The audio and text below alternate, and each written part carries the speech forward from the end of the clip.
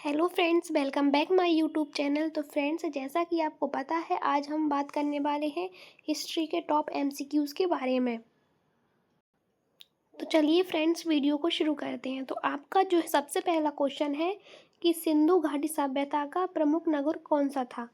उज्जैन, मोहनजोदड़ो, पाटलिपुत्र या कन्नौज? तो जो सिंधु घाटी सभ्यता का जो प्रमुख नगर था, तो उसमें आपका राइट आंसर हो जाएगा मोहनजोदड़ो। तो आपका बी वाला ऑप्शन करेक्ट हो जाएगा। इसके बाद आपका अगला क्वेश्चन है, हड़प्पा सभ्यता की खोज किसने की थी? दयानंद साहनी ने, आर.डी. बनर्जी ने, कनिंग ने या जॉन मार्शल ने? तो हड़प्पा जो सभ्यता की खोज की थी वह दयाराम साहनी ने की थी। तो आपका ऑप्शन ए करेक्ट हो जाएगा।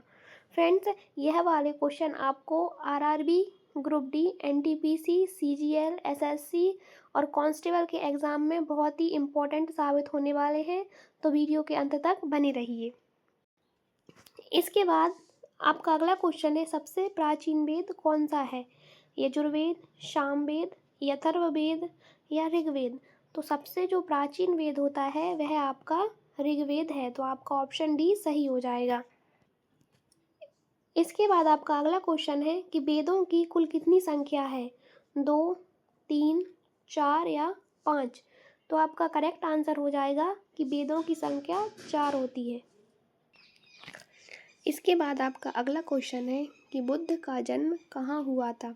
सारनाथ में, कुशीनगर में, गया में या लुम्बिनी में? तो जो गौतम बुद्ध थे उनका जो जन्म हुआ था वह लुम्बिनी में हुआ था, यानी कि आपका ऑप्शन डी सही हो जाएगा। इसके बाद अगला क्वेश्चन है कि बुद्ध को ज्ञान की प्राप्ति कहाँ हुई? सारनाथ में, गया में, कुशीनगर में या वैशाली में? तो जो बुद्ध थे उनको ज्ञान की प्राप्ति गया यानी कि बोध गया में हुई थी। आपका ऑप्शन बी सही हो जाएगा। इसके बाद आपका अगला क्वेश्चन है कि जैन धर्म के 24वें तीर्थकर कौन थे? ऋषभदेव, पार्श्वनाथ, महावीर स्वामी या नेमिनाथ? तो जैन धर्म के 24वें तीर्थकर आपके महावीर स्वामी थे। तो आपका सी वाला ऑप्शन सही हो जाएगा। इसके बाद आपका अगला क्वेश्चन आता है कि मौर्य वंश का संस्थापक कौन था? अशोक, बिंदुसार, चंद्रगुप्त मौर्य, दशरथ? तो मौर्य वंश का जो संस्थापक था वह चंद्रगुप्त मौर्य था। तो आपका सी वाला ऑप्शन सही हो जाएगा। इसके बाद आपका अगला क्वेश्चन आता है कि अशोक के शिलालेख किस लिपि में हैं? देवनागरी या ब्राही या पारसी या अरबी? तो अशोक के जो शिलालेख हैं वह ब्राही में जो है लिखे हैं। तो आपका ऑप्शन भी सही हो जाएगा। इसके बाद आपका अगला क्वेश्चन है कि दिल्ली सल्तनत का संस्थापक कौन था? बलबन, इल्तुतमिश, अलाउद्दीन खिलजी या कुतुबुद्दीन ऐबक? तो जो दिल्ली सल्तनत का जो संस्थापक था वह कुतुबुद्दीन ऐबक था। तो आपका ऑप्शन डी सही हो जाएगा। इसके बाद आपका अगला क्वेश्चन आता है कि पानीपत का पहला युद्ध कब हुआ था? 1526 में, 1556 में, 1771 में या 1757 में? तो जो पानीपत का जो पहला युद्ध हुआ था वह 1526 में हुआ था। तो आपका ए वाला ऑप्शन सही हो जाएगा। इसके बाद आपका अगला क्वेश्चन आता है कि विजयनगर साम्राज्य की स्थापना किसने की थी? कृष्णदेव राय ने, हरिहर और बुक्का ने, राम राय ने या सदाशिव ने? तो जो विजयनगर साम्राज्य की स्थापना थी वह हरिहर एवं बुक्का ने की थी। तो आपका बी वाला ऑप्शन सही हो जाएगा। इसके बाद अगला क्वेश्चन आता है कि मुगल वंश का संस्थापक कौन था? अकबर, हुमायूं, बाबर या औरंगजेब? तो जो मुगल वंश है उसके जो संस्थापक थे वह बाबर थे। तो आपका ऑप्शन सी सही हो जाएगा। इसके बाद अगला क्वेश्चन है कि प्लासी का युद्ध कब हुआ था? 1764 में, 1757 में या 1857 में या 1704 में? तो आपका जो प्लासी का जो युद्ध हुआ था वह आपका 1754 में हुआ था। तो आपका ऑप्शन बी जो है सही हो जाएगा।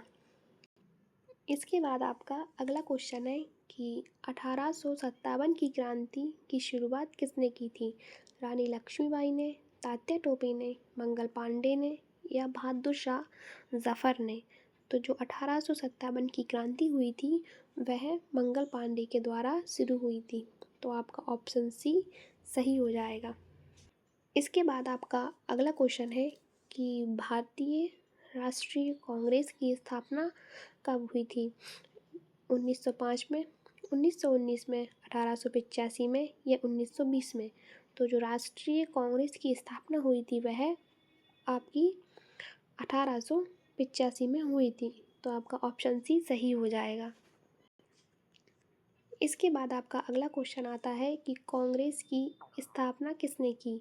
महात्मा गांधी ने, ए.ओ. ह्यूम ने, नेहरू ने या गोपाल कृष्ण गोखले ने?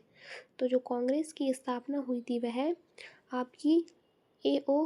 ह्यूम ने की थी। तो आपका बी वाला ऑप्शन सही हो जाएगा।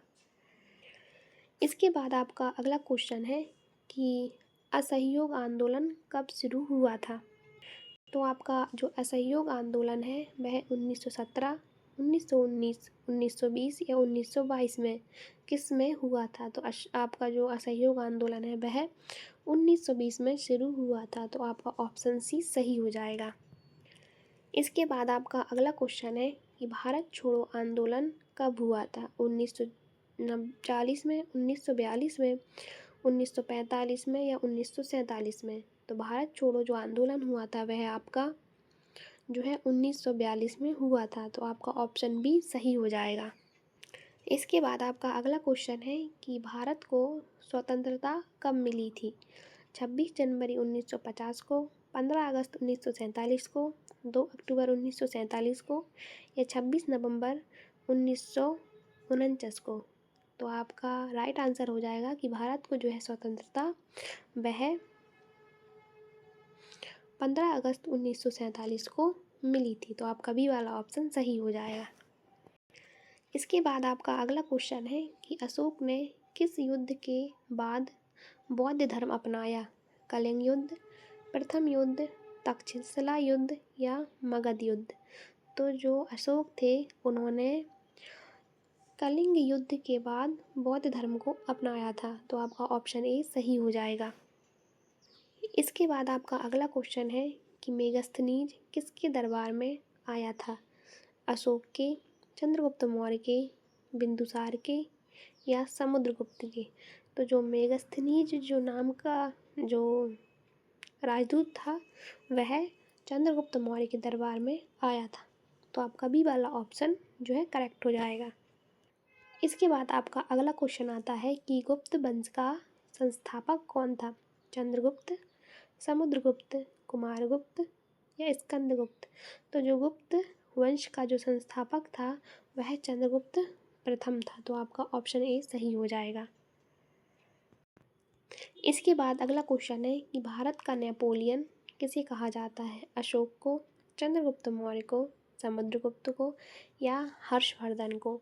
तो भारत का जो है नेपोलियन किसे कहा जाता है? तो इसका जवाब आप मुझे कमेंट में देना। उसके बाद हम कल नेक्स्ट वीडियो में इस जो सवाल के जो आंसर पर डिस्कशन करेंगे। तो आपका ये जो सवाल है कि भारत का नेपोलियन किसे कहा जाता है, इसका जवाब आपको जो है कमेंट में करना है। ठीक है। इसके बाद आपका अगला क्वेश्चन है नालंदा विश्वविद्यालय किस काल में प्रसिद्ध था? मौर्य काल, गुप्त काल, मुगल काल या ब्रिटिश काल? तो जो नालंदा नामक जो विश्वविद्यालय था वह गुप्त काल में जो है प्रसिद्ध था। तो आपका बी वाला ऑप्शन करेक्ट हो जाएगा। आई होप फ्रेंड्स आपको वीडियो पसंद आई होगी। तो आप चैनल को है सब्सक्राइब करना ना भूलें और साथ ही वीडियो को लाइक करना भी ना भूलें। मिलते हैं आपसे नेक्स्ट वीडियो में। तब तक के लिए keep learning and keep growing. Video देखने के लिए थैंक यू।